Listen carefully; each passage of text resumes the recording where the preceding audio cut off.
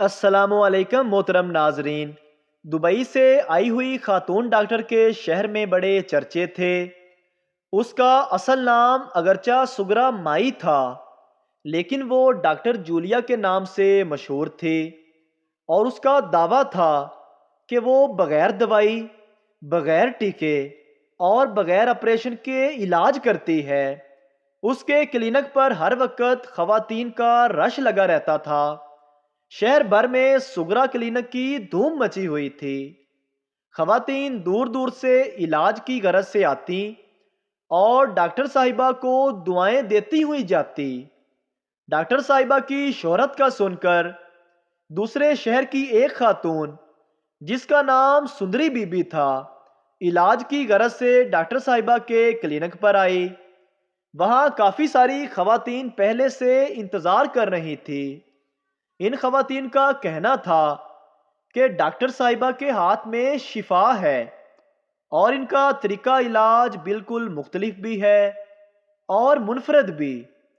سندری نے فیس کے 1000 روپے دے کر اپنی باری کا ٹوکن لے لیا اور انتظار میں بیٹھ گئی۔ جب اس کی باری آئی تو وہ جھجکتے ہوئے ڈاکٹر صاحبہ کے کمرے میں داخل ہوئی۔ سامنے کرسی پر ایک پکی عمر کی عورت براجمان تھی۔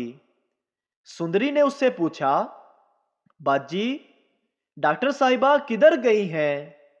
اس عورت نے مسکراتے ہوئے جواب دیا، آئیں آئیں، ادھر بیٹھیں، میں ہی ڈاکٹر جولیا ہوں۔ سندری نے ڈاکٹر صاحبہ کو اپنے امراض کی تفصیل بتانا شروع کر دی۔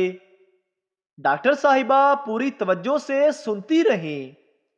جب سندری خاموش ہوئی تو ڈاکٹر صاحبہ نے پوچھا، اچھا یہ بتائیں، آپ مہینے میں کتنے سوٹ بنوا لیتی ہیں؟ آپ کا کپڑوں کا ذوق تو بہت عمدہ لگ رہا ہے مجھے۔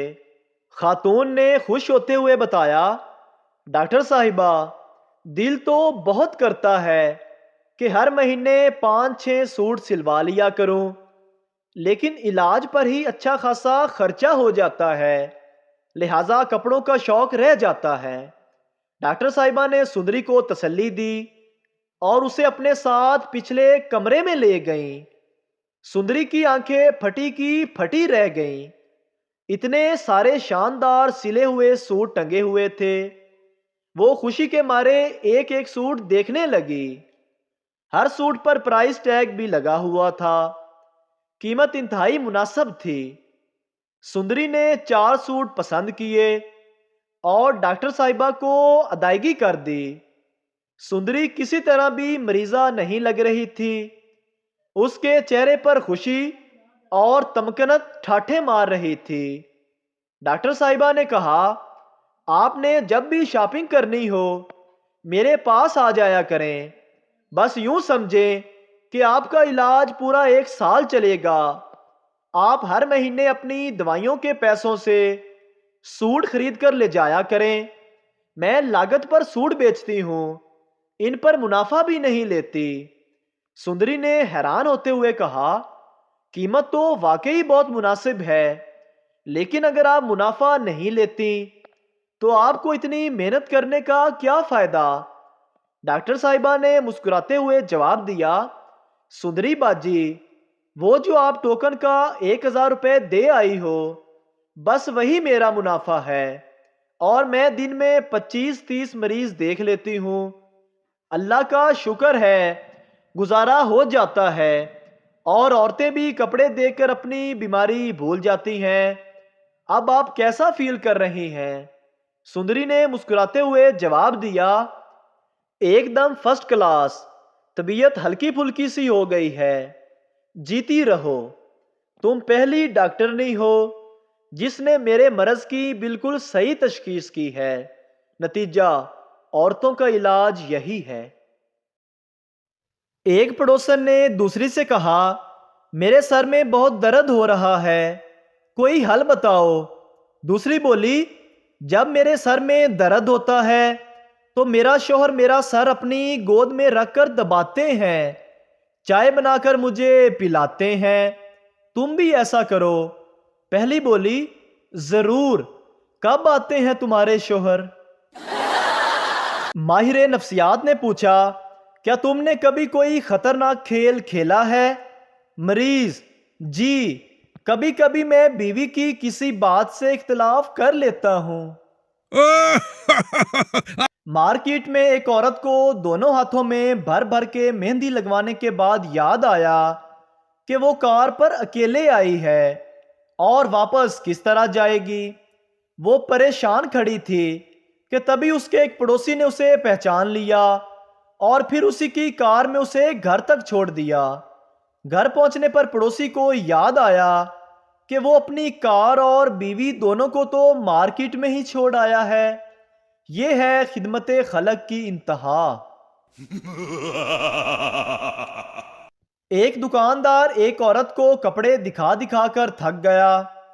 آخر میں اپنے غصے پر قابو رکھتے ہوئے بولا، مجھے افسوس ہے کہ میں آپ کو کوئی کپڑا پسند نہیں کروا پایا۔ عورت بولی، کوئی بات نہیں بھائی، میں تو ویسے بھی سبزی لینے نکلی تھی۔ دو میراثیوں کو پھانسی ہو گئی۔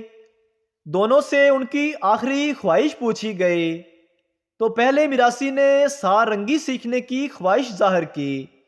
میراثی سے پوچھا گیا کہ کتنا وقت درکار ہوگا؟ میراثی بولا، اگر کسی تجربہ کار استاد سے سیکھیں تو 20 سے 25 سال لگتے ہیں۔ پوچھا گیا عمر کتنی ہے؟ جواب ملا 40 سال۔ اچھا تو 65 سال کی عمر میں پھانسی چڑھو گے؟ میراثی نے ہاتھ جوڑ کر کہا، جو رب کو منظور۔ اب دوسرے میراثی کی باری آئی۔ کہا گیا تم نے بھی ظاہر ہے سارنگی سیکھنی ہوگی پھانسی ٹالنے کے لیے۔ دوسرے میراثی نے کہا، ہاں سرکار، لیکن، اور پھر پہلے میراثی کی طرف دیکھ کر بات جاری رکھتے ہوئے بولا، میں نے اس سے سیکھنی ہے۔ یہی حال ہماری حکومتوں کا ہے، 3 دفعہ باریاں لے کر کہتے ہیں اگر چوتھی دفعہ حکومت ملی تو ہم آپ کی تقدیر بدل دیں گے۔ میں نے پڑوسن کے بچے کو مارا۔ پڑوسن لڑنے آئی۔ میں نے پوچھا، یہ آپ کا بچہ ہے؟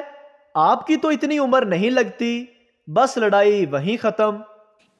بیوی: میں ڈرائیور کو نوکری سے نکال رہی ہوں، آج میں دوسری بار مرتے مرتے بچی ہوں۔ شوہر بیگم سے، پلیز اسے ایک موقع اور تو دو۔ سردار نے تقریر کرتے ہوئے کہا، کسی کو میری بات پہ اعتراض تو نہیں؟ ایک آدمی اٹھ کر بولا، جی مجھے ہے۔ سردار نے کہا، تم جاؤ جہنم میں۔ ہاں بھائی، کسی اور کو اعتراض ہو؟ اگر ویڈیو اچھی لگے تو ہمارے چینل کو سبسکرائب ضرور کریں تاکہ آپ کو اس طرح کی اور مزاحیہ ویڈیوز فوری ملتی رہیں۔